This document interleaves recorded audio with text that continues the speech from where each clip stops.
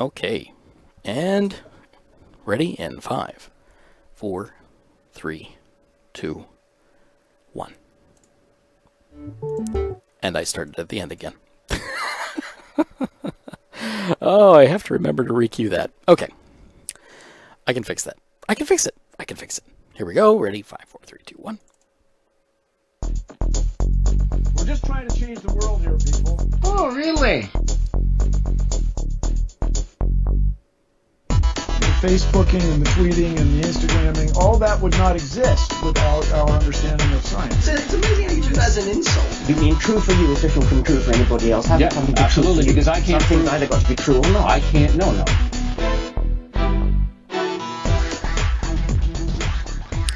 Good evening, ORly Radio listeners. Welcome to show 99 for Friday, March 4th, 2016, where we dismantle the current events for your edutainment through mostly irrational conversations that make you go, oh really? I'm your host, Andy Cowen, and my usual suspects are on assignment with life tasks and other duties. I believe even Stephen Griffith, our crack political journalist, is actually out at a Bernie Sanders polling location. Well, not a polling location, one of those one of their political offices is opening in the Orlando area, and he is going to be on site doing that. Let's see, we've got a little bit of cleanup here. We actually got a review. We got a review last month, about mid-month, and it completely slipped through the cracks. So if you ever leave a review, and of course, why wouldn't you? Please do. Please drop us a line at orlyradiopodcast at gmail.com and let us know that you did so that we can give you credit on the air. This review came in from Monkeroo, Monkeroo, out on iTunes. They gave us a 5-star review. Andy has some good opinions and has some pretty cool co-hosts. Keep up to date on what they're doing. Great stuff. Thanks. It was a good review. Short, sweet, to the point. I like it. Thank you. I don't believe I have any errata that I have notes for from previous shows, however long they happen to be. I am still working on getting the audio quality as good as I can get it, as is referenced in the chat room. That yes, we have had a little bit of issue getting things isolated just right. That's perfectly fine, perfectly normal as things go on here. But yes, I am all by myself this evening. You can see that on the video that will be archived out at youtube.com. We are currently broadcasting live on Twitch, so we have that going for us, which is very nice indeed. Feel like a real boy. I mean, a real broadcaster. It's great. So it'll be fun. But yes, if you find anything that we screwed up, because we're humans, we make mistakes, please go ahead. If you find one, pause the podcast, pause the video, or just, let it stream in the background and send us an email at orlyradiopodcast at gmail.com. That's ORLYRADIO podcast, PODCAST, one word, at gmail.com. Or, of course, you can leave us a voicemail or text at 470-222-ORLY or 6759. Let's see. Ranty segments and headlines. Yeah, I got something. I got something. Okay. Now, I'm going to get a little personal here. I'm a father of 2 sweet, adorable girls, ages 8 and soon to be 6. And the younger of the 2, her name is Ella, and she has some fairly, it's low-grade asthma, basically. Some constricted airways, not terrible, but occasionally she needs a little help, and she is also on a maintenance inhaler. So she has 2 inhalers, an albuterol inhaler and also it's Flovent. I'm not even sure what the chemical is. And she's been on those for a while, and the insurance that I had last year, which is the same company that I have this year through my employer, my day job, it's pretty decent insurance. I've been with them for many years, and I don't really have any complaints, but I also don't really have anything good to say other than they've been consistently whatever they are. In this case, ever since the Affordable Care Act has come into play, they have tried to cut as many corners as possible. And they have passed their savings onto their shareholders and put the burden back on us. So instead of having a standard straight copay of like $20 for a name brand or something this and something that or whatever, no. Now it is percentages. It is all percentages. If I go to the doctor, I don't know what I need to pay them because it's a percentage based on the total bill that gets presented back to Aetna. So I have no idea what I actually owe the doctor, and I cannot pay them at the time of service. I simply cannot because they don't know what to charge me. It's irritating, to say the least. Now we get to prescription care medicine. So at this point, I think it was 20% last year, and now it's 25% this year. So I have to pay 25% of any medication that is a name brand, something that's not a non-generic. And non-generics in insurance parlance come in two flavors. There's the preferred and the non-preferred. The preferred is the ones that they've already cut a deal with, that say Flovent from the pharmacy. They said that it was $191. That's what the number that they gave to Aetna. Aetna looked through their records and said, well, we get Flovent for $145.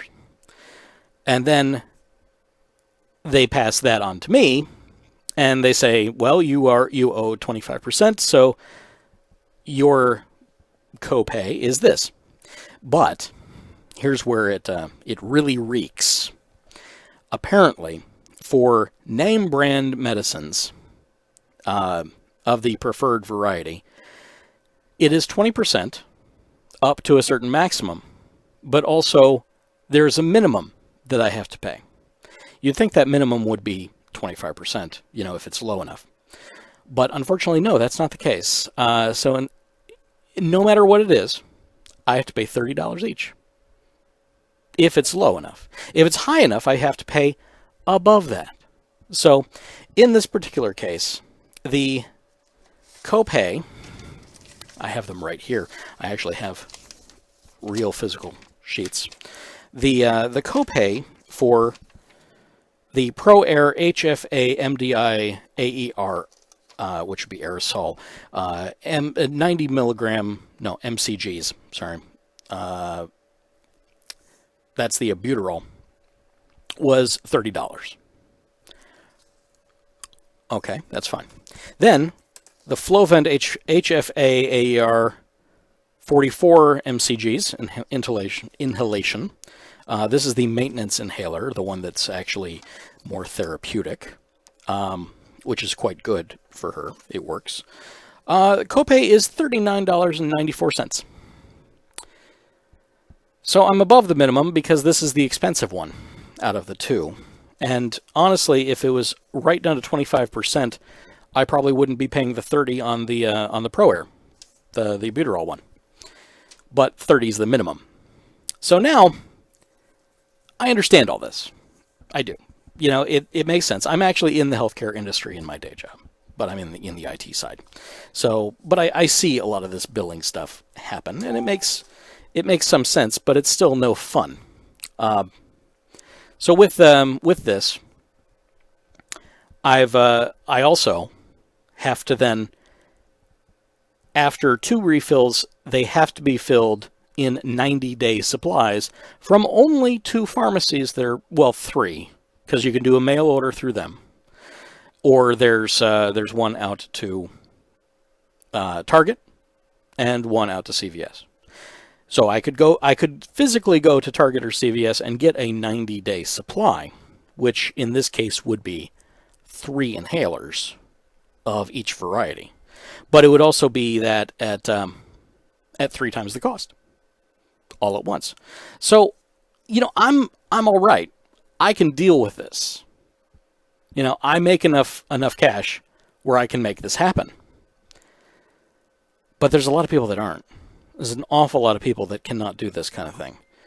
It makes it onerous, very difficult for them. And I look at this, and this is not the way things should be. And really, well, it makes me want more universal health care. Until I found a fellow podcaster who lives in Canada. She was talking about the healthcare up there and prescription drugs and things like that. Just happened to be this. Things happen kind of cosmically all at the same time for no particular reason whatsoever. So in this particular case, she was saying what the insurance, the universal health care actually covers.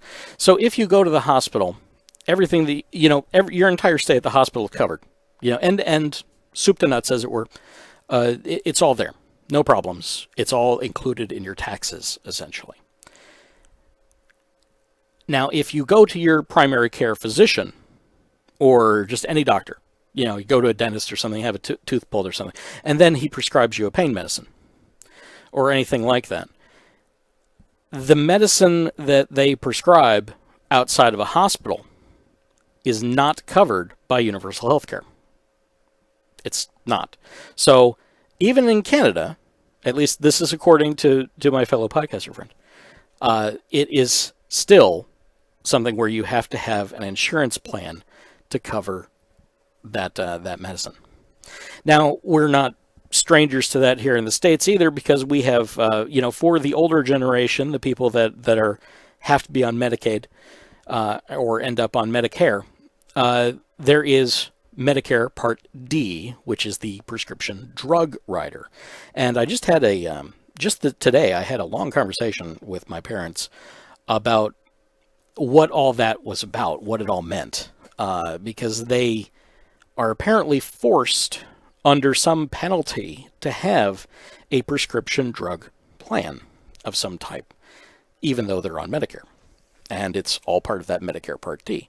Now, my parents are, they are in the Republican wheelhouse, very much anti, it's really funny. They're very anti the whole democratic socialist thing. Socialism in general is bad. Of course, they also grew up during, McCarthy era, so that doesn't really surprise me. But with this in particular, he was going on and on about, how they actually really love Medicare, which is, by the way, a completely socialist program. But it was the Medicare Part D part that he was having a problem with, because he was mandated to have it, because he's being forced to pay for it. Obviously, he's not so keen on that. Maybe that's more of a libertarian streak than a Republican streak.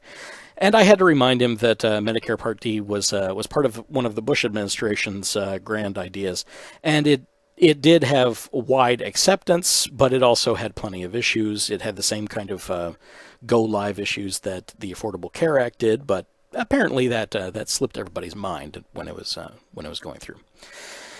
But be that as it may, he has like a $15 prescription coverage plan that he has to pay that, and if he doesn't have it, then he is under some penalty. Like, he's not allowed to, even if they don't have any prescription drugs, he still has to pay it. And it's like, well, yeah, that kind of makes sense. And then I likened it to having a membership at BJ's or Costco or Sam's Club or any one of those big membership warehouses where you'll get better deals for being a member, but those deals are only there. You have to buy a certain number of drugs before the membership cost makes sense. But really, they're old enough that they use the Part D all the time. No, he doesn't have 40 medicines that he has to take every day, but I know that he's on medicines for, well, too personal.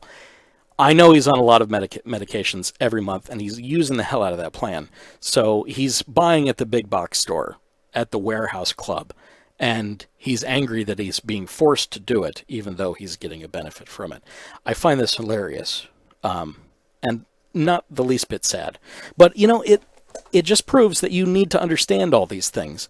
And I wasn't, when I found the prices of my medicines here going up, I did not get mad at the pharmacist, because they are only looking at what they have. They don't make the rules. They don't make the laws of how much things are cost. Instead, they have to give what's available. And one thing that they did tell me, and this will end my diatribe, but it will lead directly into a couple of the stories. They do not have generics for these medicines. And it's like, okay, well, maybe I'll talk to the doctor and see if there was a generic. So I talked to the doctor, and, well, the doctor was unavailable, so I had to go someplace else for now. Okay. So then I contact the insurance company, and they drop the bomb on me that ever since, and this happened a while ago, if you ever had Primatene Mist or anything like that, then you know that that Primatene Mist went off the market because it had a CFC propellant in it, and that propellant had to be removed due to EPA regulations so that we don't destroy the ozone layer. Makes sense. You know, it's one of those things that we had to have. But because of that, all of the manufacturers of the drugs had to then reformulate their drug to have a non-CFC propellant, and thereby allowed them all to re-up their patents on the medicines.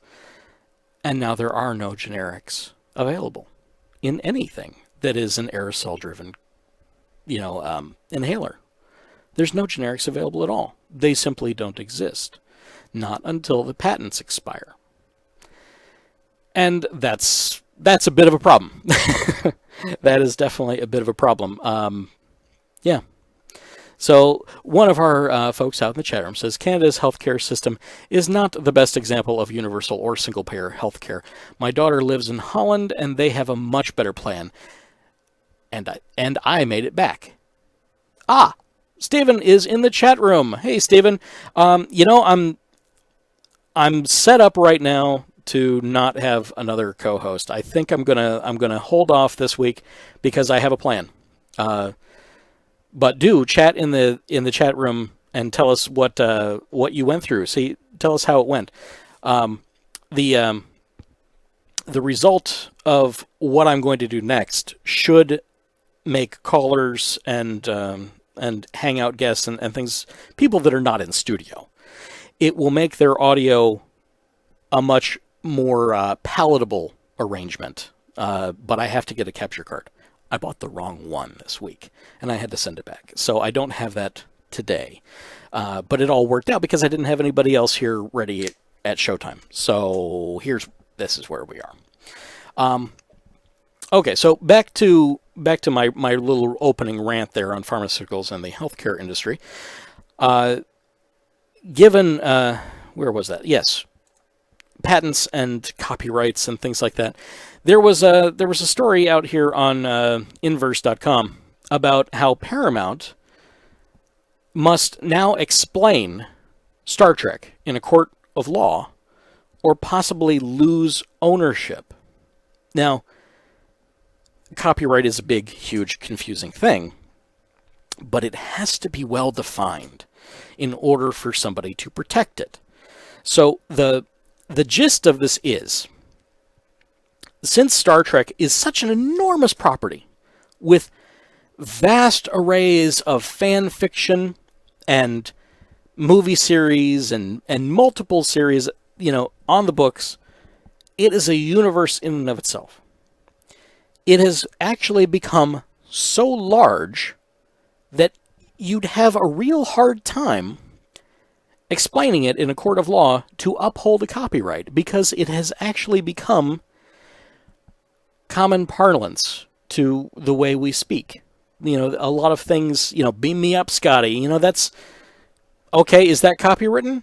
It very well may be, but it's a copyright that would be unenforceable, because just like how Kleenex is a copyrighted brand, it's also a generic term for a tissue that you blow your nose into.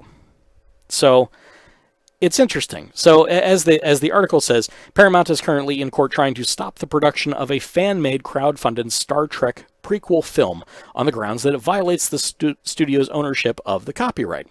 Launched in 2014, the film Prelude to Axanar covers the missions of the first Federation warship and takes place during the childhood of James T. Kirk, but well away from him. The problem with all of that is that it definitely shares a universe with every Star Trek film and movie.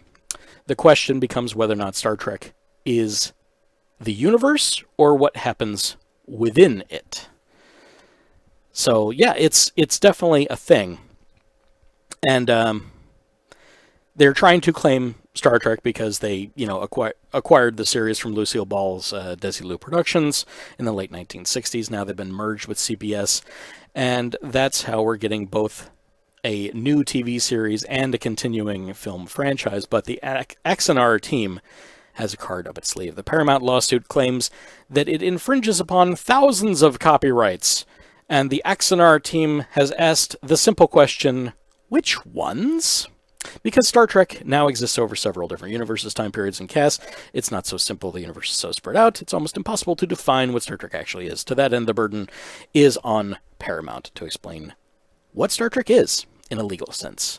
So in this case, the legalese of copyright is actually, it's kind of on the fan side.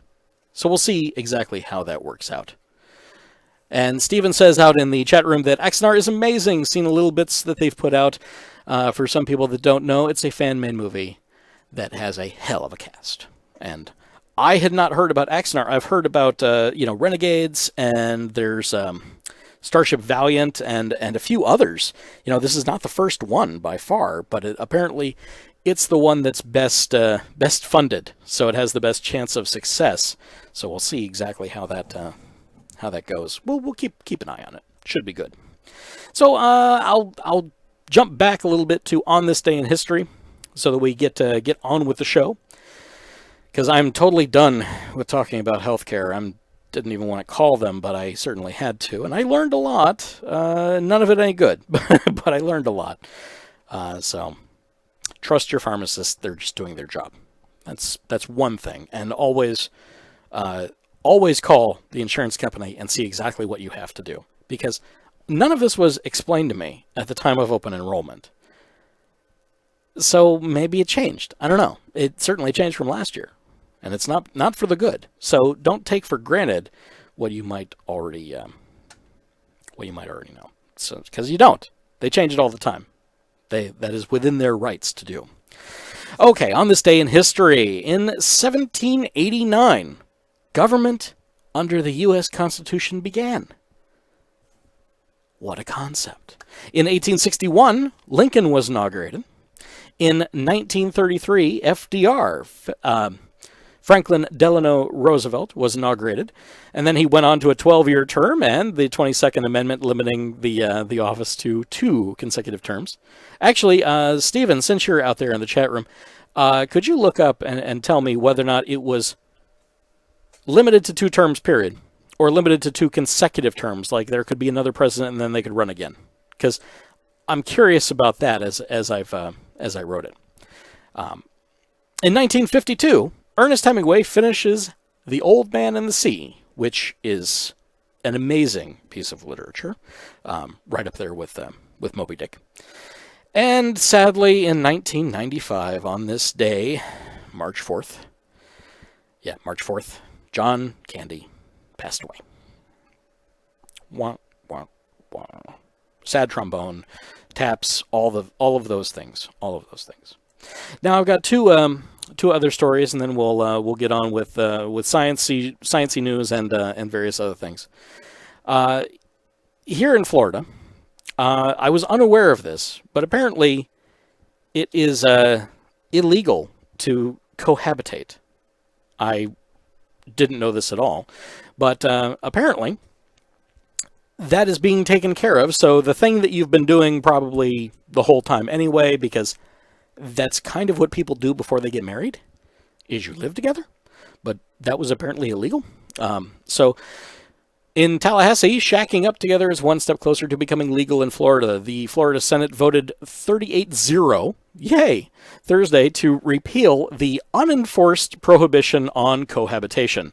A man and a woman living together could be fined $500 and locked up in jail for 60 days, according to the law on the books since 1868. According to 2014 census data, there are nearly 438,000 unmarried male-female couples among 7.3 million Florida households.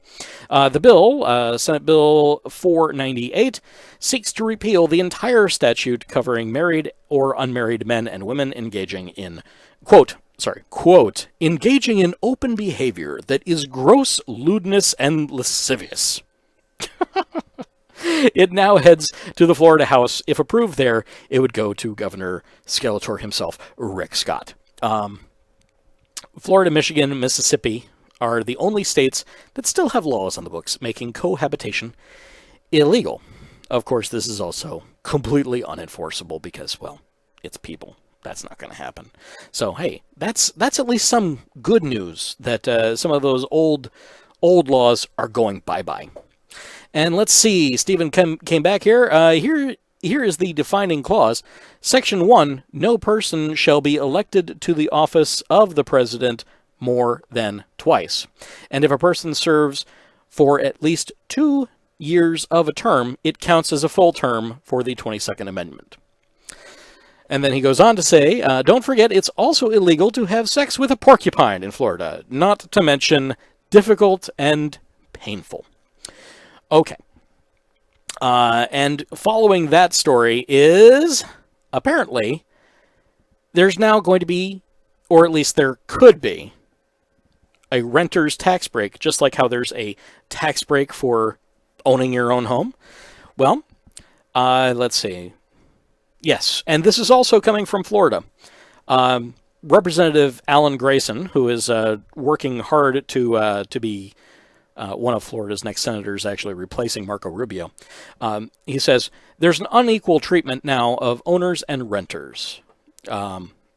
So, for example, the average taxpayer shelling out about $1,500 a month or $18,000 a year could potentially save $4,500 annually through the deduction if he or she is in the 25% tax bracket, he says. So, basically, if the bill becomes law, it would allow renters to deduct from their federal taxes what they pay for the primary roof over their heads, a proposal that could save, of course, thousands a year. This is a grand idea, and I've always kind of wondered, why wouldn't you get that ability? It put an undue burden on those that rent for whatever reason. And it goes right along with the, if we follow the money, we can also follow the money to the poor. And it was just such a burden. It's really expensive to be poor. And that just shouldn't be the case. It really shouldn't. So, let's see. There's a prick joke in there somewhere? Okay. I got to read it. Okay, so let's see. There's a prick joke in there somewhere. Yes, of course there is, for having sex with a porcupine. And I just wanted to know what had to happen to get that law on the books in the first place. Yeah, about the porcupine? Yeah, not sure about that one. That's rough. Because the former ideology and the American dream. Okay, this is back on topic. Because the former ideology and the American dream was to not rent, but to buy a house. Well, yeah, that's true. And it certainly pushes us that way and pushes people into mortgages and things like that.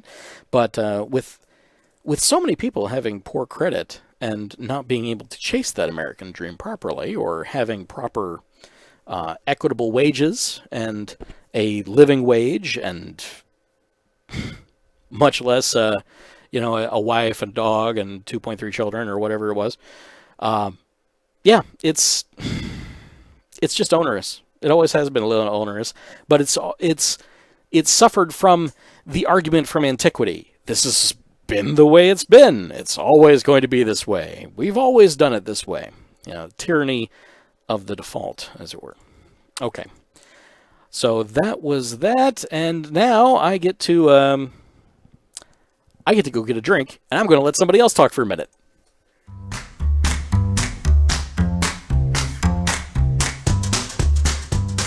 Are you annoyed by misinformation spreading like crazy, and you want to stop the flood of nonsense coming from all directions?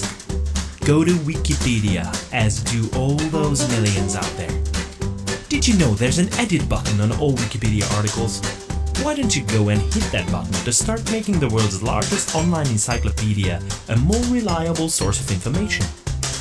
If you're specifically interested in skeptical topics, come and join us at Guerrilla Skepticism on Wikipedia, an international endeavor to change the world for the better, word by word. There are many ways you can contribute. You just need to start. You speak several languages, all the more reason to join us. We provide training and all the help you need. If you want to make a change, there's a nice community waiting for you out there.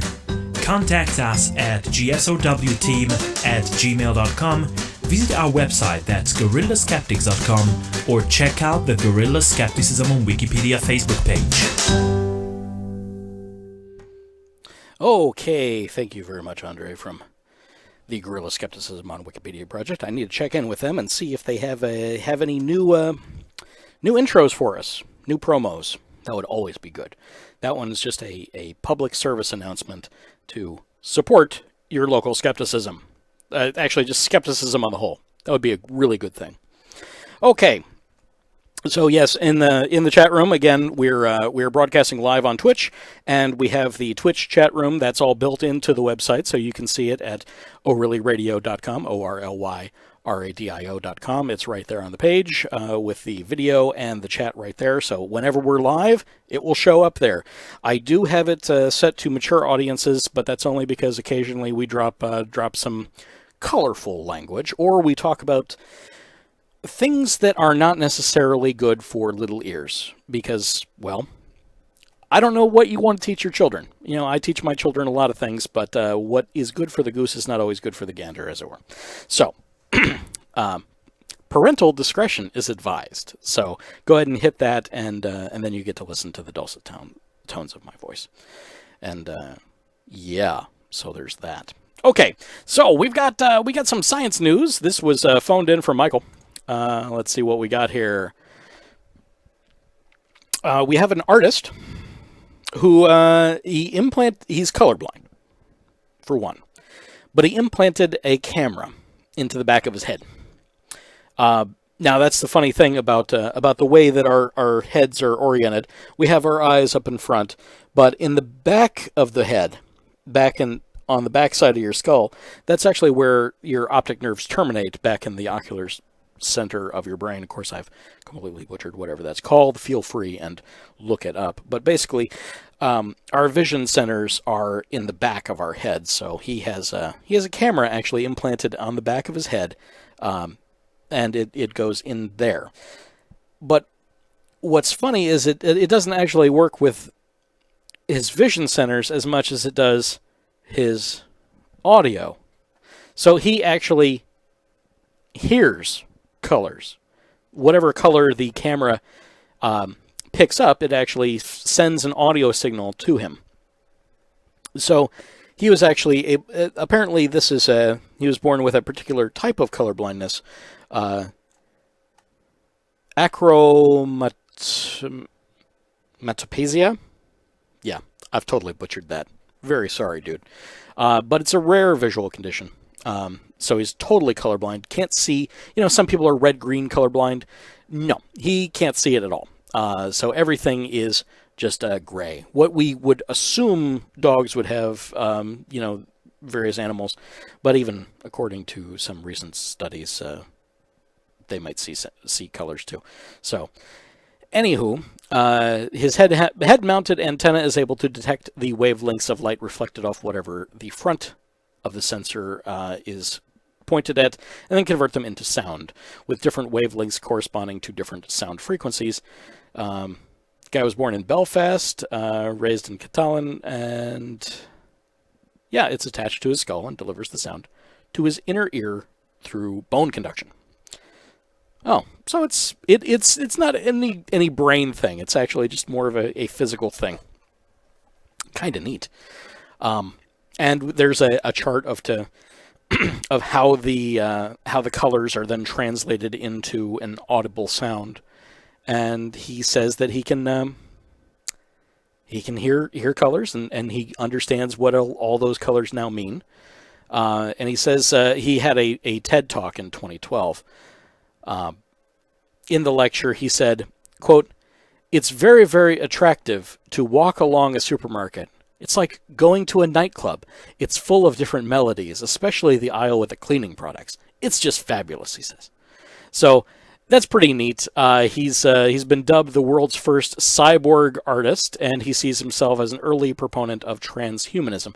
Now, transhumanism, at least, I'm not sure exactly why Mike wanted to discuss this, but I want to talk about it because of the transhumanism. And that's a movement that explores the way technology can both physiologically and physically enhance human abilities. With the ultimate goal of transhumanism to shuffle off our meat suits entirely and move beyond that into something that is just better. So whatever that may be, better is just better. Could be robot bodies, could just be we're all uploaded to the internet. So who knows? But transhumanism is what that is called. People that are very willing to shuffle off this mortal coil but still hang around. So it's an interesting story, and of course you can find that and all of our notes out at the webpage. This is, of course, show 99, and the show notes will be right there on the main page. And everything will be available after the fact. Of course, it's going to go out to iTunes and various aggregators as time progresses. Okay, so let's see. There was another one. Apparently, groundbreaking immunotherapy discovery could lead to new cancer treatments. This is out on IFL Science, which I think you know what that means. And it was actually out in the journal Science as well. We could look there, but those are a little bit heavy-handed in their sciencing, so we're going to go ahead and just read what the story is here. But before I get into it, let me check the chat room and see what you guys had said. The ideas and companies. No, that was about that. Molfanny says, "I think raptors are monochromatic colorblind." I think raptors are extinct. Just gonna think about that for a second. I don't think they can see color either. I don't think they can see anything because they're dead. Okay, moving on. Okay, so current immunotherapy treatments attempt to harness a patient's immune system to in the fight against cancer. So that's what the whole immunotherapy is. But diseases often put up a very strong defense. Modern treatments are powerful but blunt weapons with serious possible side effects, and that's all very true. So basically, this is trying to get a mutation, looking at the way the cancer developed, to find a mutation of how it started and get the immune system to fight basically the core of how the cancer started. Not necessarily how it mutated, but to get it at the root. So as we have been using a software analysis to predict what sorts of mutations are present across the tumor. So we wondered whether we could get a look at it for antigens shared on all tumor cells. These antigens are the red flags needed for the immune system's T cells to signal the destruction of damaged cells. We had suspected, this is McGranahan, we had suspected that the diversity of mutations we see in tumor evolution would be reflected by the antigens present on the cancer cells, but until now, we had no proof. And now they do. Their team found immune cells inside tumors that can recognize these early shared features. If these cells can be isolated and artificially multiplied in the lab, they could form a fearsome cancer-fighting force with the potential to target every cancer cell in the body. So that would be some really amazing stuff. Nice advance. And let's see.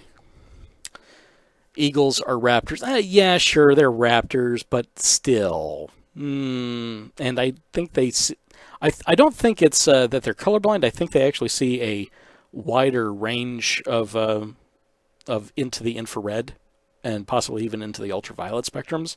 So they see just in a different way, not necessarily colors. They see just better. And Stephen also says that naked mole rats are immune to cancer and can live healthy lives in toxic environments, which will kill a human. Well, they're immune to things that will kill a human, but there have also been, I think that is now a urban legend kind of thing. I believe that that naked mole rats actually can get cancer, but it's even more rare.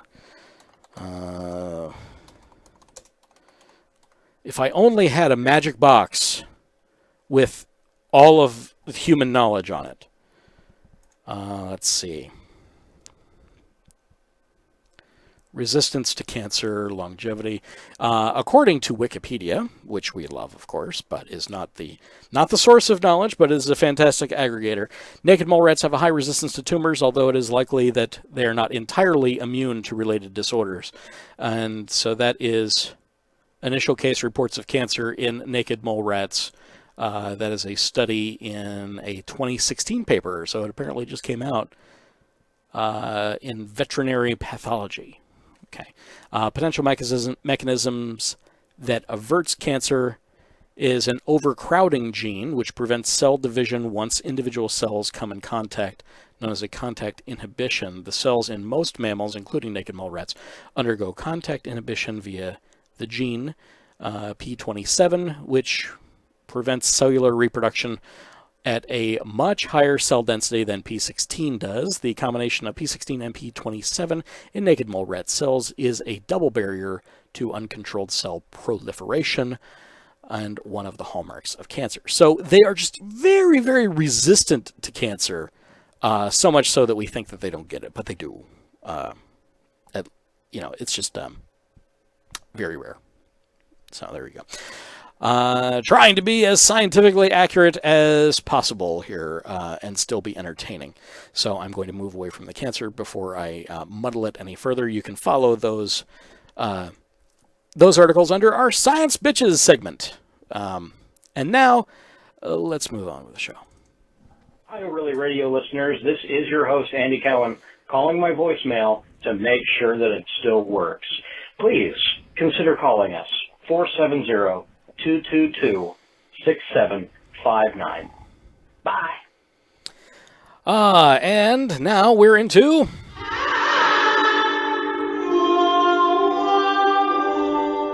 the good news. This article also came from Michael, but instead of putting it in science, I wanted to put it under the good because this is less science and more just good news for all of us. Again, out on IFL Science, Oregon becomes the first U.S. state to pass a law to phase out coal. This article just came out today. Oregon has become the first state in the U.S. to pass the legislation that will see it to phase out all coal. The state has committed itself to a complete ban on all coal-generated energy by 2035, as well as obligating that at least half of the state's power come from renewable sources by 2040. The legislation was passed by Oregon State Assembly in that's a pretty good vote, a 38-20 vote, and will now need to be signed into law by Governor Kate Brown. Hopefully it does. Despite only actually having one coal-fired power station within the state, Oregon still gets a third of its energy from coal-fired plants in the states of Montana, Utah, and Wyoming. This means that if Oregon is to wean itself off the dirty fossil fuel, there could be a knock-on effect as carbon emissions from those other states might also drop. The decision has the backing of two of Oregon's major energy producers, who will also be required to increase their share of renewables to 50% by 2040. This is just fantastic news, and hopefully it's going to be a hallmark of things that we're going to see around the country. But we need to have people actually believe in things like science before that happens. So remember, go out and vote for people that know what the heck they're talking about. That would help tremendously. Okay? Thanks. That'd be great. Great. And let's see. That's really all I had to talk about in the good. Like I said, this is going to be a quicker episode because I don't have a lot of talking heads. So it's basically going to be my opinion and what I get from the chat room. That's that. Also in the good, medical marijuana bill passes in Florida House 99-16, which is fantastic. That's great. And that is out on Wesh News. Medical marijuana bill passes Florida House.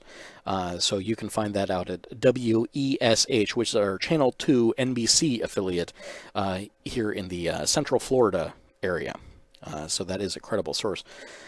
So yeah, medical marijuana. So that passed the House. Now it has to go to the Senate, and then of course again Skeletor has to sign it. And so far he has been very reluctant to do so, but hopefully there's enough political inertia and pressure that will get him to actually act and in everyone's favor. Okay, so this week our logical fallacy is ambiguity.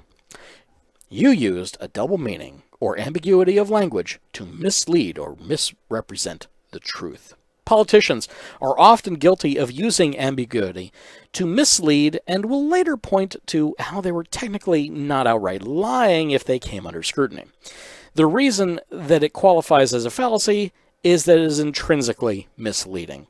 For example, when the judge asked the defendant why he hadn't paid his parking fines, he said that he shouldn't have to pay them because the sign said, quote, "Fine for parking here."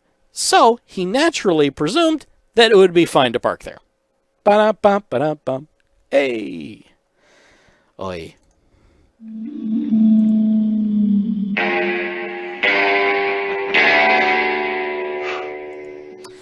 And we're into the bad. And this one was pretty darn bad, but I didn't want to get into it too deeply as there's so many other things. So I only have the one story here. But apparently, this is all about, our immigration problem that, we're getting immigrants from Syria and people that are fleeing the terrors that are ISIS in the world and other terrorist forces, say, down in South America and Central America. We do have a refugee problem. And in this particular case, a senior Justice Department official is arguing that one of these people, a 3 and 4-year-old, that they can learn immigration law well enough to represent themselves in court, staking out an unconventional position in a growing debate over whether immigrant children facing deportation are entitled to taxpayer-funded attorneys. Let me just let that sink in. This judge, a senior Justice Department official, I say, believes that a 3 and 4-year-old can learn immigration law and represent themselves in a case that will have them either staying or being deported back to their country of origin. That is so asinine and ludicrous. As I was saying earlier, I have 2 children. One is, 8. The other's going to be 6. And I will tell you right now, the 6-year-old is still learning how to read and write.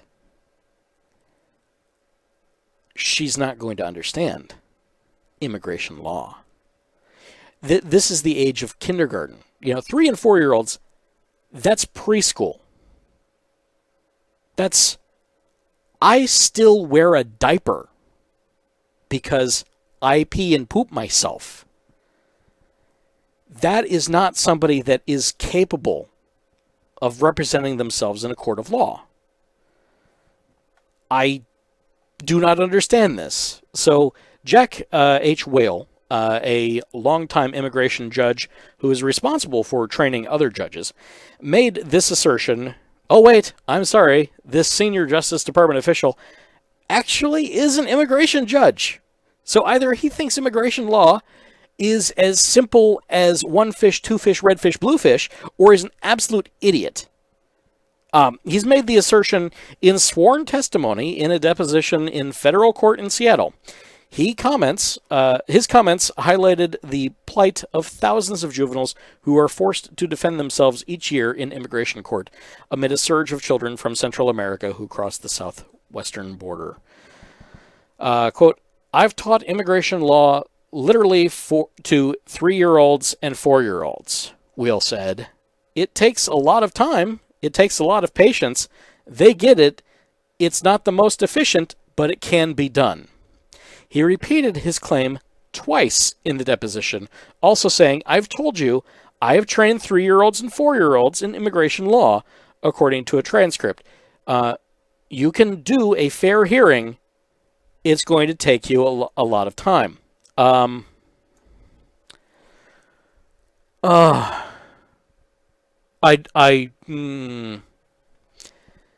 are flames coming out of my ears. So, need a moment. I'm going to look over at the chat room and see what's going on over here in the chat room. Let's see. I would like to see this guy attempt to perform surgery on himself, as he's lived long enough. He should know how to do it, using his exact same logic. After all, he's had enough time to learn enough. Show me someone who isn't a several-year serving lawyer who can effectively argue immigration law. A 3- and 4-year-old immigration law. Now, is that simply an indictment that immigration law is easy? Because we know it's not. Is it an indictment of that he's just a masterful teacher? That that the concepts as he presents them are so easy to understand that, well, we might as well say even a caveman could do it, to harken back to that. I'm sorry, no, these people they can't read and write. And not only that, but there's a language barrier. Huge language barrier. Because they're coming from South America. They're too young even to write their names probably in their own country's language. Spanish, Portuguese, who knows where they're exactly coming from. And yet they're expected to learn immigration law, which would then, of course, have to also be translated into their root language. Let's see. Back in the chat room, this is Steven. I can teach a 3 or 4-year-old a lot. However, having them actually understand it and be able to creatively think about it to make a valid argument, I'd argue are well above their capabilities. I completely concur with my colleague. That is, this guy needs to retire. Or, very much, he needs to go be a preschool teacher. I think he's found his calling. He needs to go work with small children and just teach them law. We'll have an entire crop of little tiny lawyers, which in and of itself is terrifying. Completely and utterly terrifying. Wheel's deposition came in a case in which the ACLU, American Civil Liberties Union, and immigrant rights group are seeking to require the government to provide appointed counsel for every indigent child who cannot afford a lawyer in immigration court proceedings. I don't see that that's against our law, because if someone is arrested and they are given their Miranda rights, which, by the way, they have their Miranda rights, they have those rights before they are Mirandized. Technically speaking, by the way. Miranda was just somebody that wasn't read those rights and then was able to claim this and blah, blah, blah. So now they're forced to Mirandize people by saying them. That's how things happen. Same as having to have that do not open during flight kind of sign on the windows of airplanes. That kind of thing. You have these rights, and one of those rights is if you cannot afford an attorney, one will be appointed to you. That's my understanding of it. So it's not like they're really going above and beyond. It's only because they're foreign nationals. That's why. But that doesn't mean that we need to give them a kangaroo court.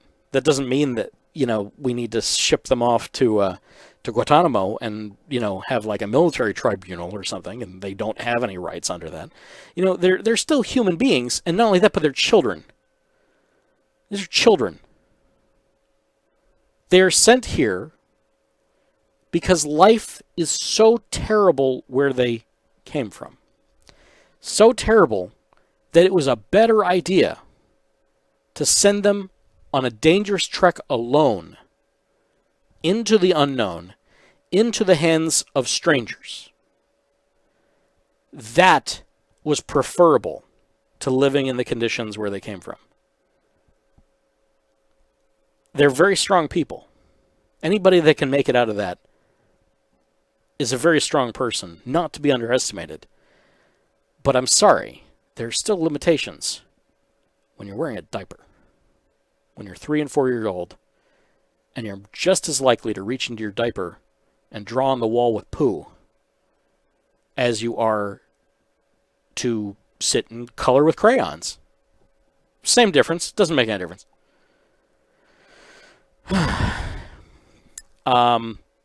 If I continue on this route, I'm going to get far too upset to continue. So I'm going to pass on this one.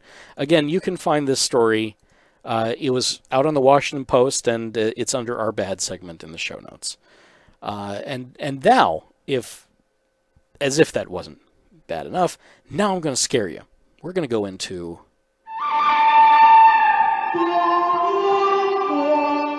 the ugly. Now, this is all, of course, before I'm even talking about what happened with with Super Tuesday, and we'll get to that as we can. But an expert, this guy, he dared some elite hackers to destroy his life. It's under a controlled environment, and he was able to fix it. But I want you to watch this and listen to it, because it's really worth it, and just to know what you're up against. I think this is it, and if not, I will go find the link to the right one in just a moment. Let me see here. Hackers are everywhere. From Ashley Madison to JP Morgan, from Jennifer Lawrence to the federal government. Our biggest celebrities, corporations, and institutions have all been the targets of devastating cyber attacks. I wanted to see how bad a hack can be. Yeah, this is the one. So I invited a few of the world's best hackers to try to hack me and show me where my vulnerabilities are. And now I'm going to meet them in Las Vegas at DEF CON, the biggest hacker convention of the year, and see what they found. This might not have been the best idea. It really wasn't. Well, it wasn't the best idea in that he learned just how easy it was. This is rather long. It's 11 minutes, but really, it's worth those 11 minutes. Being a guy that works in IT, this is something you really ought to know. The biggest hacker convention of the year. It's a place where thousands of hackers come to hear talks, to demonstrate their newest hacks. It's actually a place that's so dangerous to be on the internet that they tell you to turn off the Wi-Fi and the Bluetooth on your phone, and they tell you not to use the ATMs too, because those could be hacked as well. This is the DEF CON ballroom. This is sort of the main room where things are happening, and it's pretty wild. I think this is car hacking village. I was told it was quiet, so I turned it up. I'll unlock it for you. Should be good. Hacking is no longer like this fringe activity, and if you are at DEF CON, there's a good chance that you're here because you want to learn what could happen to you or your company. Anyone here first time in the SCCTF? Holy crap. I invited Chris to hack me with his team, but they're going to hack me using social engineering, which is essentially hacking without any code. They just use a phone and an internet connection. We help people with human security issues by testing vulnerabilities for like a network test, but it's for the people network We test those vulnerabilities, see where the holes are, and then help people learn so they can patch them. Can we try some of this? Can we try some? Yeah. See if it works. Yeah, we probably could have our star visher here make some phone calls as. Let's do it. Sure. Do you want to do a sample vishing call? What's vishing? Vishing is voice solicitation, and basically what you do is you use the phone to extract information or data points that can be used in a later attack. Let's do it. Who are you gonna call? Maybe I'll call your cell phone provider Okay. and see if I can get them to give me your email address. I bet they're good. I bet they have my back. But yeah, go for it. Oh, yeah. I'm gonna spoof Yeah. from your number. They got his so back I'm all right. Calling from you. Okay. Hi, I'm so sorry. Can you hear me okay? My baby, I'm sorry. Okay. What she's doing, husband's like, we're about to for buy those a that phone, aren't and we watching got the a baby, video, and he's like, get this done by today. So she has on YouTube a baby crying sound. And she's just acting like a flustered mother, an overworked mother, trying to do her best. Can you help me? Awesome. In And just 30 seconds, Jessica They gets do. my personal email address. Now, if I needed to add our older daughter on our account so she could call in and make changes, how would I need to go about doing that? You would have to send me a secure PIN through a text message? hey, folks, I'm going to let this play because now my youngest daughter Oh, I'm not on has there shown either? up. So I thought when we got married, he added me to the account. Okay, my Jessica uses my girlfriend's And name I'm going and to a have fake to social put her back security to number bed. 5127. to set up her own personal access to my account. This is So Ella. there's no password on my account right now. Can I set that up? She even gets the support person to change my Thank you password. so much for your help today. So she just basically Okay. blocked me out of my own account. Say hi. I'll get her fed after this. There you go. All right. Okay. Thank you. Holy Ready to go bed? shit. So they just gave you Be right back, everyone. access to my entire cell phone account. You're gonna have to go on and change your password now because it's Jess, my name. And all it took was a crying baby and a phone call. Yes. I really thought that my cell phone company would protect me. I mean, like, this is the most basic stuff, and they're not doing it. And if they're not doing it, you know all these other businesses aren't doing it either.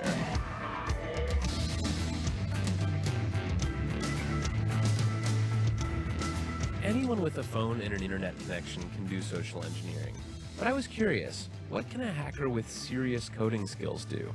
Well, DEF CON is the world's biggest hacking convention. It's hacking everything, hacking social, hacking hardware, hacking software, hacking various systems. I asked Dan Tentler, a well-known security researcher, to turn all of his firepower on me. I did get into quite a number of things that I found. So what were the first things you did? How did you start hacking me? I quickly found your Squarespace blog and had an idea.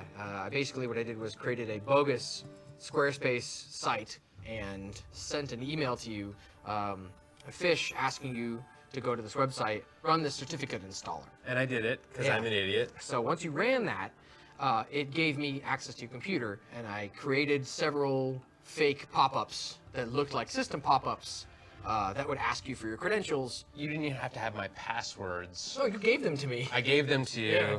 So I stole your 1Password keychain. And 1Password is where I store all my other passwords. So effectively And by... your social security number and your Amex stuff and all your stock trading and bank information. I can send email to everyone in this room as you. I am you right now, if I wanted to be. If my evilness is working correctly, it should actually be taking pictures of your desktop and pictures through your webcam every 2 minutes. And I have been watching you for about 2 days now. In coffee shops, at your mom's house, on a plane. Here's your editing stuff. There's you. Like, Oh my god, so this is literally every 2 minutes through my webcam. Yeah, through this guy. How badly could you have messed up my life? I could have made you homeless. I could have made you homeless and penniless. How? Like, How would you make me homeless? Like, I have control of your digital life in its entirety. I have all your credentials. I have all your access to all your financial information, all your work information, all your personal information. I can pay people with your bank account or your Amex account. I am you. I can fully impersonate. Like, the only thing I couldn't doctor would be like your fingerprints. So there you go. I think that actually is a pretty decent place to stop. The look on this guy's face is sad. We still have another like 5 minutes through this. I'm glad that my daughter decided to come in while I was doing this kind of segment, so I could take care of her. But yeah, the hacking is so easy. There was one thing that in particular needs to be mentioned, and that was how it was a friend of mine brought this to my attention. And it was, do you worry about getting attacked in the streets by martial arts experts? You know they're there, but you don't worry about it. You know, it's the same way with the elite hackers, the people that have these massive skills that can destroy your life, can destroy everything with just a little bit of work. This was effortless for these people. They really did very little. You know, the one that did go through and had him prompt, you know, the second guy there, that was harder because he actually had to have programs in place to do so. And he also had things that would then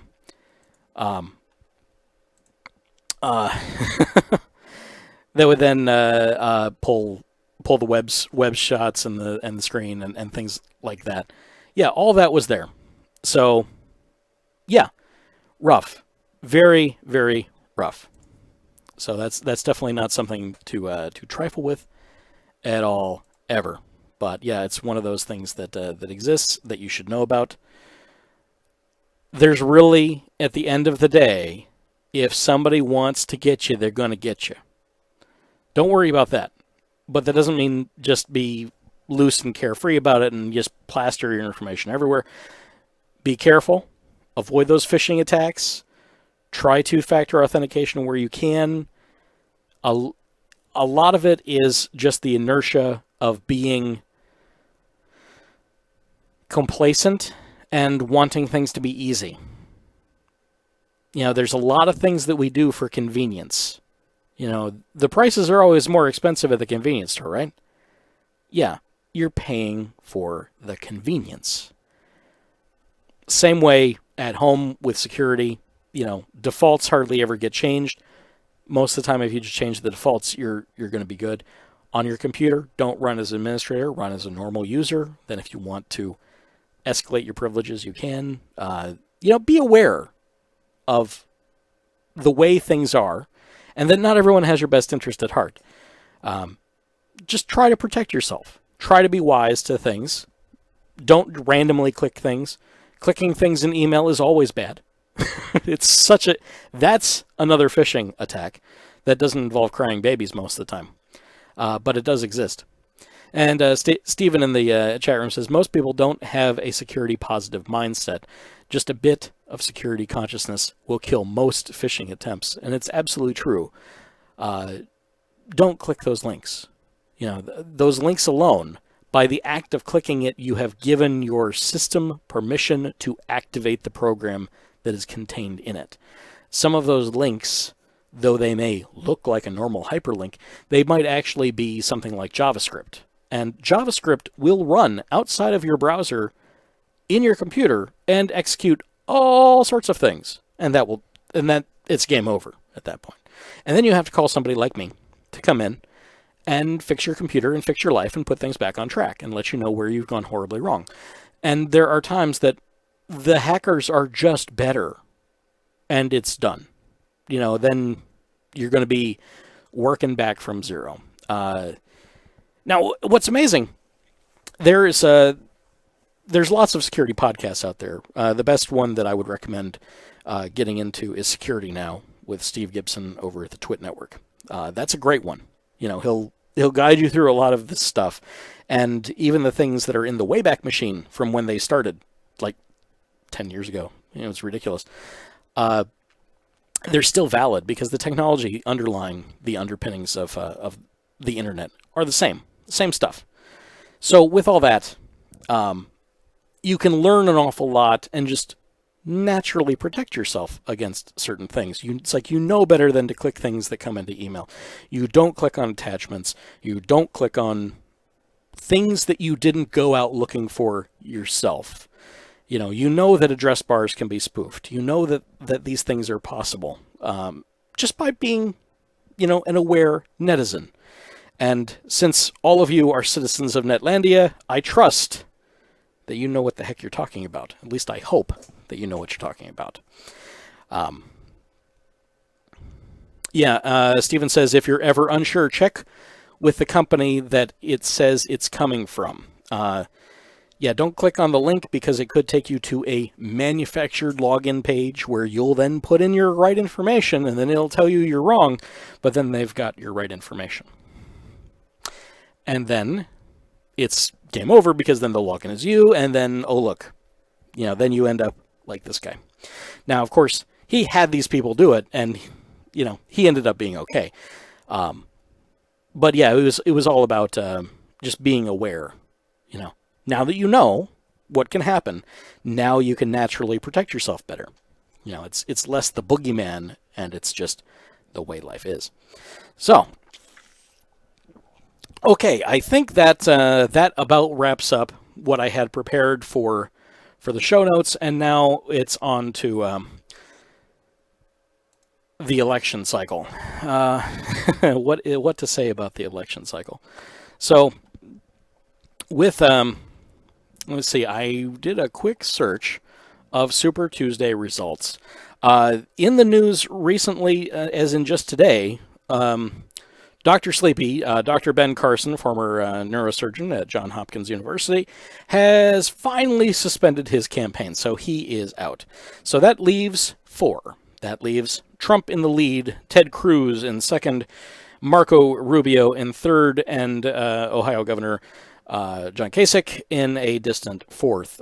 Sadly, in a distant fourth, because he's the only one that actually makes sense when he speaks on stage. He has some good things to say. He also has some bad things to say, but of the lesser of evils, you have Kasich. Unfortunately, he's also the one not getting the votes, which is also a sad commentary for the Republican Party. Donald Trump currently has 329 delegates. Cruz has 231. Marco Rubio has 110. Kasich has 28, and Carson was trailing the pack in fifth with 8. For the Republican nomination, you need 1,273. There are still 1,762 available. We're still in a long race, but this is definitely indicative that Trump he's still got that momentum. He's still got the momentum. Though things can change. Things can change on both sides. And now, for the big changes, let's go over to the Democrats. And we are down, of course, only to 2. We are still with former Secretary of State and New York Senator Hillary Rodham Clinton, and the junior senator from Vermont, independent, and now running as a Democrat, Bernie Sanders, feeling the burn, Bernie Sanders. Now, Hillary, if we count only the, this particular page is not going to show me at all. They have combined the superdelegates and the delegates together, which is a monumental sum. Combined the pledged superdelegates, which have not voted yet, so they could still jump ship. They have a combined 1,066 in favor of Hillary, and combined they have a 432 for Bernie Sanders.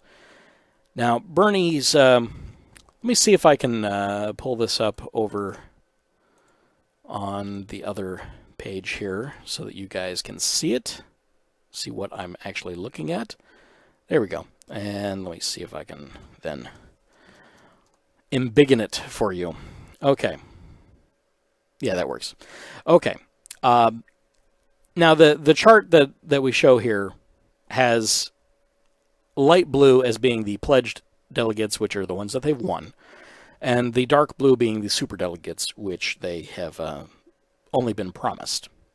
So, yeah, Bernie hasn't gotten a whole lot of pledged superdelegates.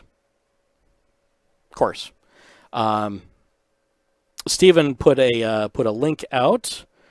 Vox, let me see if I can actually get to it. Oh, good. That link worked. Let me see, is it coming up there? No, of course not. Because that's not the window I was sharing. I'll share it here. Paste and go. There we go. Presidential Primaries Delegate Tracker 2016, courtesy of Vox, and of course, courtesy of Stephen. Thank you very much. Okay, so let's see. Trump is 27.2% of the way to the nomination, and Hillary is 24.2%. Really? Huh. Boy, that's kind of scary, actually. Okay. Without the superdelegates, Hillary has 577 and Bernie has 394.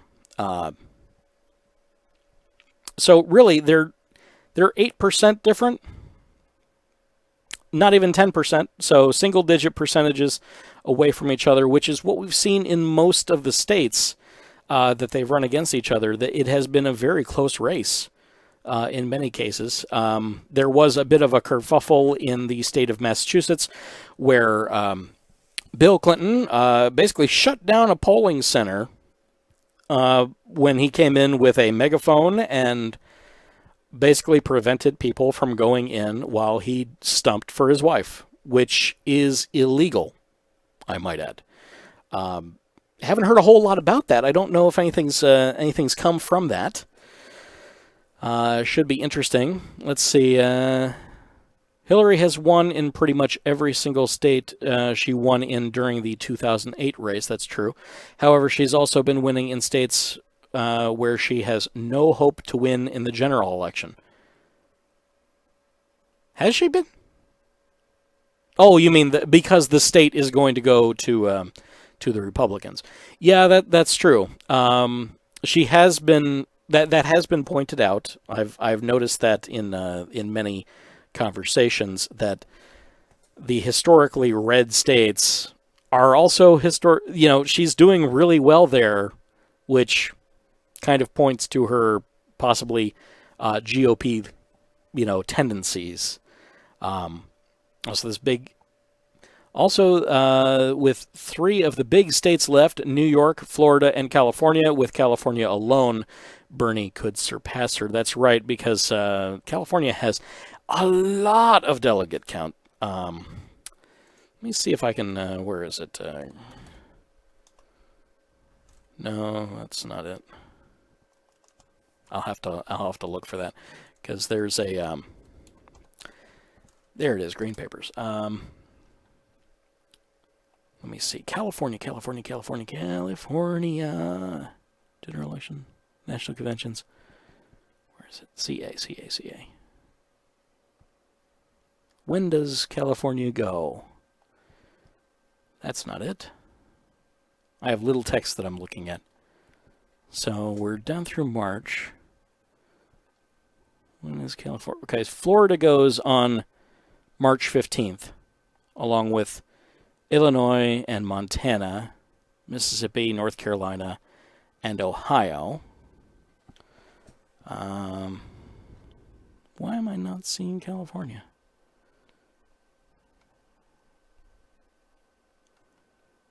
Silly web pages. Anyway, so I don't want to bore everyone with this. Though elections can be quite boring. Tuesday, June 16th, I guess. Okay. 546. Thank you, Stephen. I really should have probably Skyped you in, but the audio issues with that were just going to be too terrible. So 546 are going to come in from California alone, and that's going to be on Tuesday, June 16th. So we're definitely going to be watching that one. That should be a lot of fun. Very entertaining, I'm sure. You know what? I was really looking at the wrong thing because I had another source available. Pity. I'm so unprepared, apparently. Well, doesn't really matter. I wasn't exactly sure what I was going to say about Super Tuesday, other than I was kind of underwhelmed. It played out very much the way I thought it was going to, and the way everyone else thought it was going to. Bernie did better, I believe, than most thought that he was going to. He did take several states, and he's maintained. He's basically maintained his pole position. So it's going to. She has not pulled out in the front. The only reason that she is so far in the front is because of those superdelegates. And one thing about the superdelegates, we may remember someone called Nancy Pelosi. And Nancy Pelosi came out against superdelegates recently. Nancy Pelosi. Yes, there it is. Just dropped a presidential campaign bombshell. Comes out against superdelegates. House Minority Leader Nancy Pelosi. Yeah, we know who she is. I'm not a believer in the sway of superdelegates deciding who is going to be the nominee. I think we have a democratic process where people vote on both sides of the aisle, and that should be determined, and that should determine who the nominee is. Yeah, I'm amazed that she said it. It's definitely not exactly the same party line that everyone else has. It throws away a measure of control to avoid people, grassroots candidates like, I don't know, Bernie Sanders, who is specifically not who the Democratic National Convention Committee wants in there, because they can't control them. It's all about control. He's not beholden to them. Again, I am suffering a little bit of election fatigue, because I hear a lot of the same stuff over and over and over and over. And being as involved in it, that fatigue is amplified, because I also know that I have to go back to it to keep everyone informed. I feel that is a duty that I have to the listeners. Yes, you're going to hear a lot of other things. We're not just going to talk about this, but yeah, we're going to talk about it a lot, because it's really, really super important. And there's new things that come up all the time. So I'm not at least going to have the same rhetoric, the same talking points that Bernie has. Bernie has really fatigued me out with the same talking point the whole time. His consistency is great. It's very key. And for a politician to always be consistent and on point is amazingly important. I can't understate that at all. But it's really rough on those that are paying attention, because we've just heard all this before. It's a broken record. It's a song that's been overplayed on the radio. It's like, do you have any other tracks? It's boring. Really, it's boring. But keep tuning in here, because we'll let you know when things change, because we'll go ahead and keep looking at it. Let's see. Stephen also said, several superdelegates like Alan Grayson had polls to ask. Several did? I only knew about Alan's. Had polls to ask people who they should vote for, and others pledging to go with the majority of their state. So hopefully that is a movement that catches on.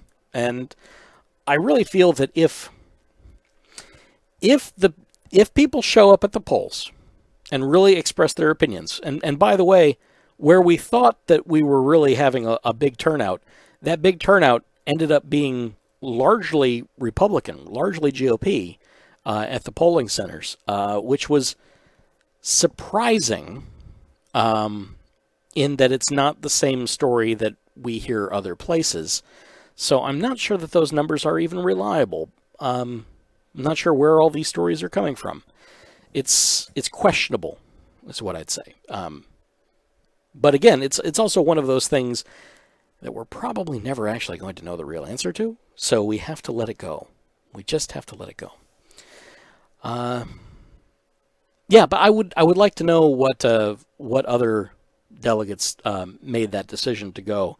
But if enough people show up and express their opinion and actually show an overwhelming support, at some point there's just going to be that pressure to push on and go with the rest of the delegates. Because if you don't, then you're going to cause a bit of an outrage. You're going to be on the evening news. It's going to be such a big story that they won't be able to sweep it under the rug. And yeah, they're apt to sweep a lot of things under the rug. But there are some things, like Bernie bringing in millions of dollars and maintaining a position and things like that. He's gotten in the news an awful lot more recently. So yeah, it's going to be interesting. It's still one of those things that we ought to, keep the popcorn popping. And speaking of popcorn popping, there was recently also a Republican debate. Oy, that was interesting. Kasich apparently was still, I have not watched it, but the reports that I have gotten myself, Kasich was maintaining his adultness, being the voice of reason on the stage. And Marco Rubio, I believe, insulted Trump in some way about his hands being small or stubby or something like that. And Trump felt the need to express that his hands were, in fact, of normal size and stature. In fact, and then basically, in doing so, in no uncertain terms, defended the size of his own manhood on stage at a presidential debate. I have few words. I really have few words. However, the other people have come up with words that are very good as well. And let me see if I can dig up those words. And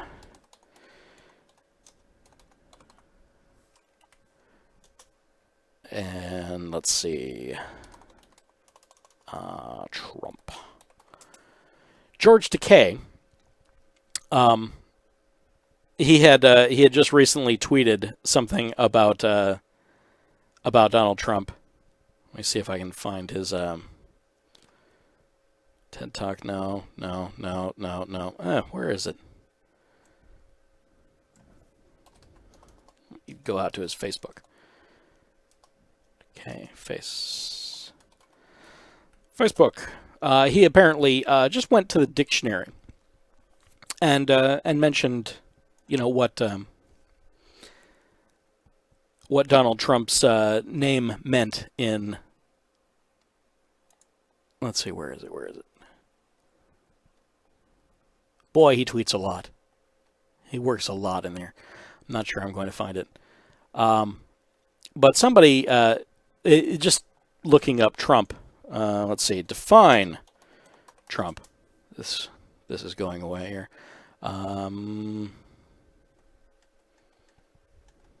Verb.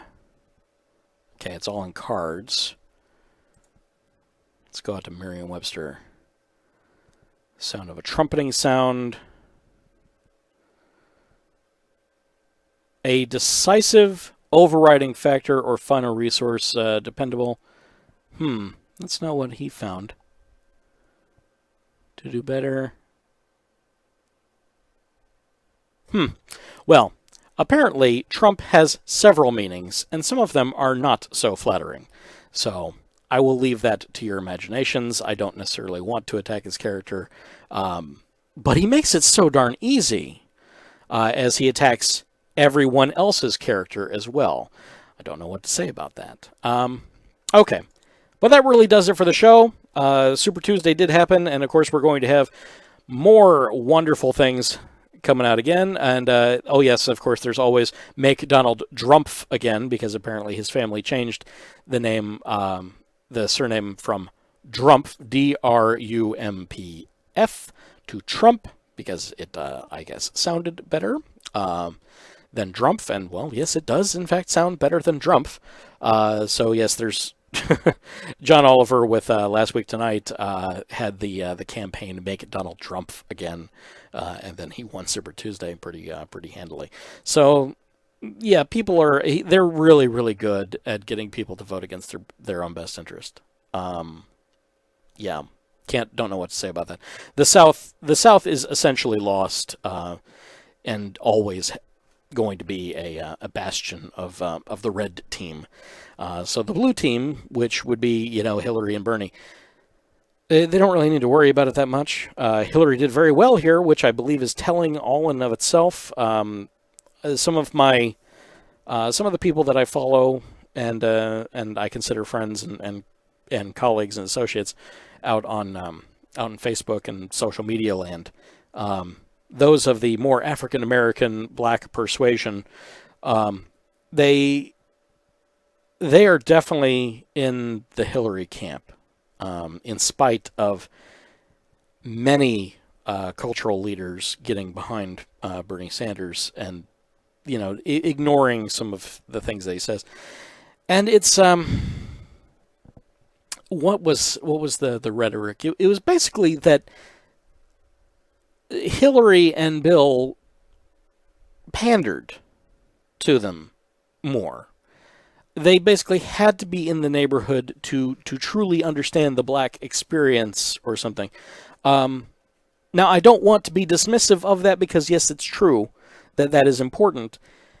But at the same time, it's also prohibitively difficult to do because all of the black communities that I'm aware of are typically very insular, and they have, it's a very neighborhood-centric thing. And to be able to canvass all the neighborhoods properly is very difficult. And Bernie being an outsider, which is the whole basis for his campaign, has had to focus on areas where they are strategically important and he will win. So no, he did not seek the black vote as heartily as Hillary had in those states, because those states aren't going to vote for him. They aren't going to be a win for him in the general election anyway. They were going to be lost. So it's a matter of economy. Where are you going to spend your resources? And since he has less resources than Hillary does, he does not have people that can go out and canvass quite as much as she does, because she has a bigger war chest, because she's taking the money from larger campaign donors. He has to spend more efficiently. He has to be more efficient with his campaign. Out in the chat room, I knew this was going to bring some things up. I'll try to write a more in-depth article on voting against interest in the near future. Thank you, Stephen.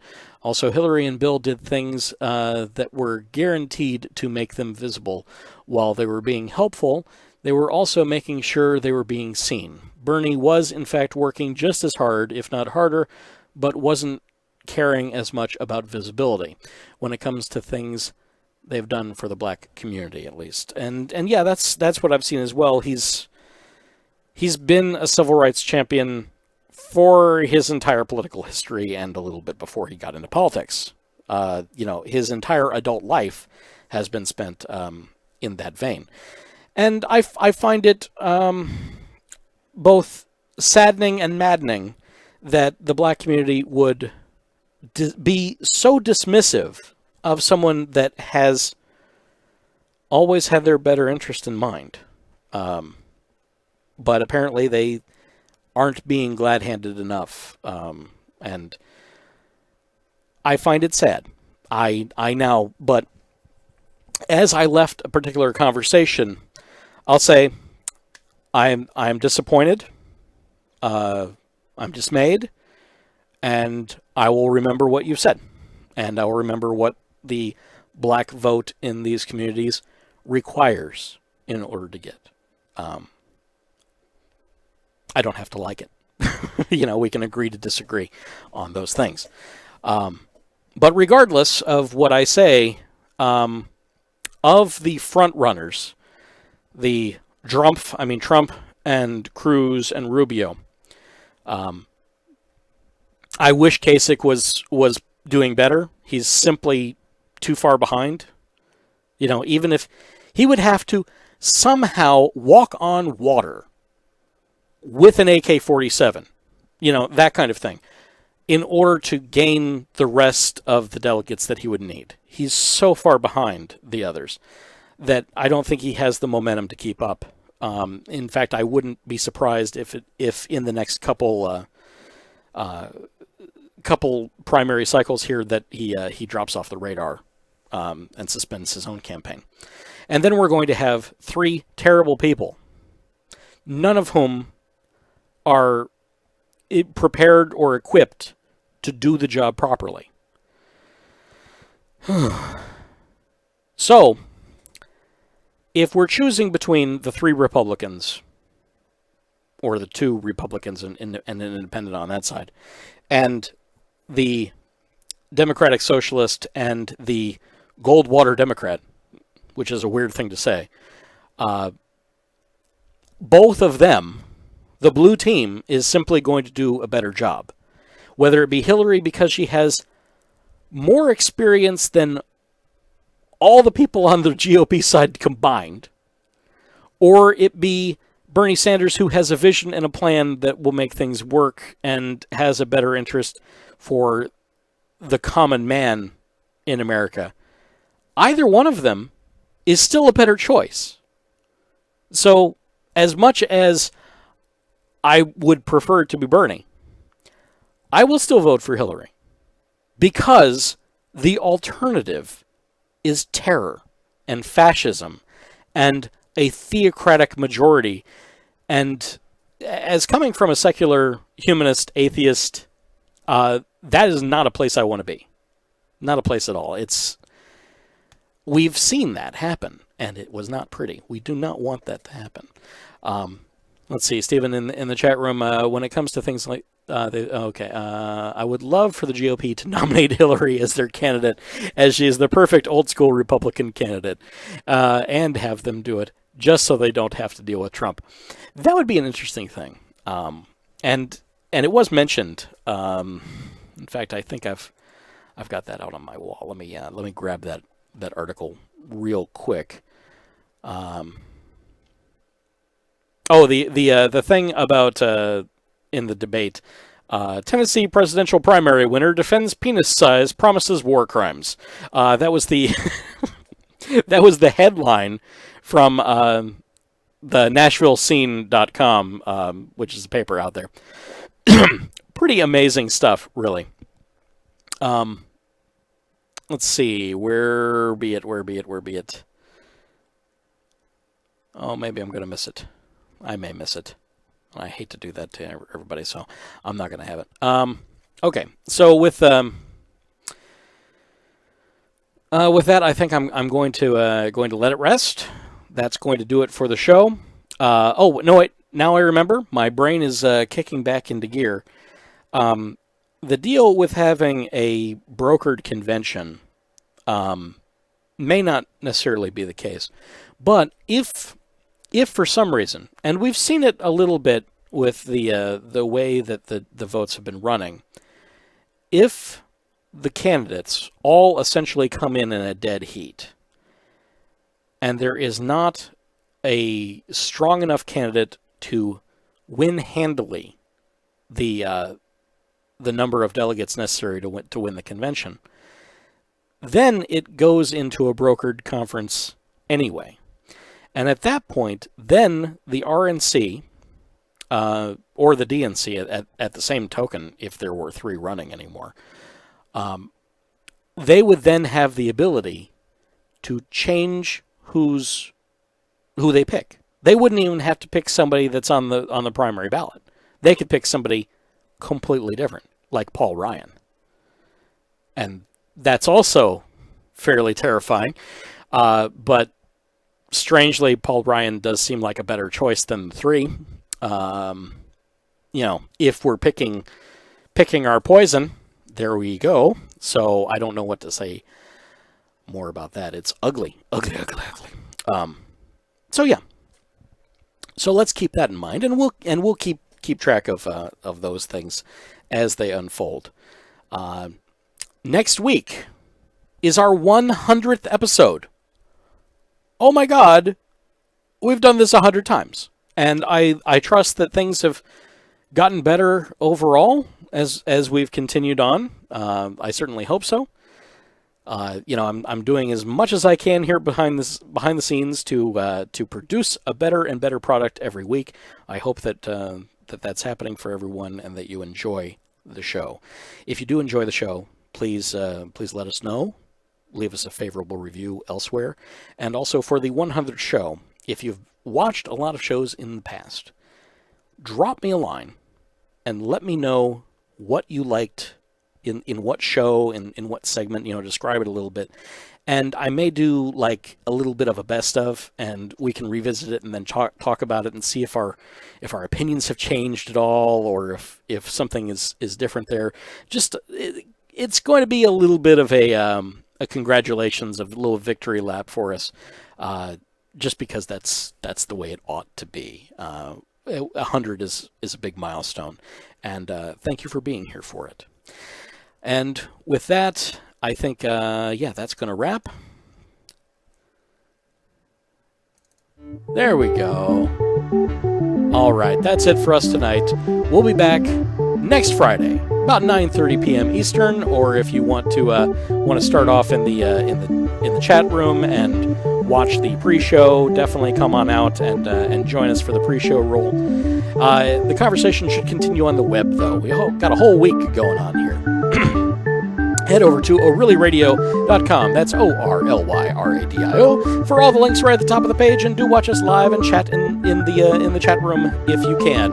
And if you've liked what we've done here, you can help us. You can help us with financially. You can help us by following the Donate tab or the Patreon link on the webpage, and that will take you over to patreon.com/Cowen, C-O-W-E-N, that'll be me. And follow that donate button, and you can donate directly to us, and everything goes directly to the show and show production costs. If that's too rich for you, we still completely understand. Please contribute to the show with topic ideas, corrections, advertising offers, unclaimed lottery tickets, hate mail, unsolicited advice, whatever you have, by emailing them to us at orlyradiopodcast@gmail.com. That's orlyradiopodcast@gmail.com. Also, leave us a voicemail or text over at 470-222-6759. And also, we do have a subreddit, but I think I'm going to retire it. So just send all of your story ideas. Just send them right over to our email at ORly Radio Podcast. Maybe put like a topic idea in the subject line so I don't spam filter them away. And also, hey, leave us a review. That's really important. Leave us a review on wherever you found us if you can. I know that some platforms don't do that sort of thing, which is irritating. But hey, we're out there on iTunes, and that really helps the visibility of the show. And of course, what would really, really super duper help is if you simply shared the show with a friend. Let them know that we're doing a show, and that there's some good stories being presented, and you get a little entertainment value out of it. Of course, also we got a Facebook, we got a Twitter, a Tumblr, a Google Plus, and YouTubes, and a Twitch, and all sorts of things, and they're all right there at the top of the page. And do follow all of those, and subscribe and like, and the follow and the circles and all that, so that you never miss a story. Also, we can't thank you enough for spending some time with us. Time with me. So, until next time, this has been ORly Radio, part of the Cowen Services Network. Music for the show was created by Kevin MacLeod of Incompetech.com. Thanks, everybody.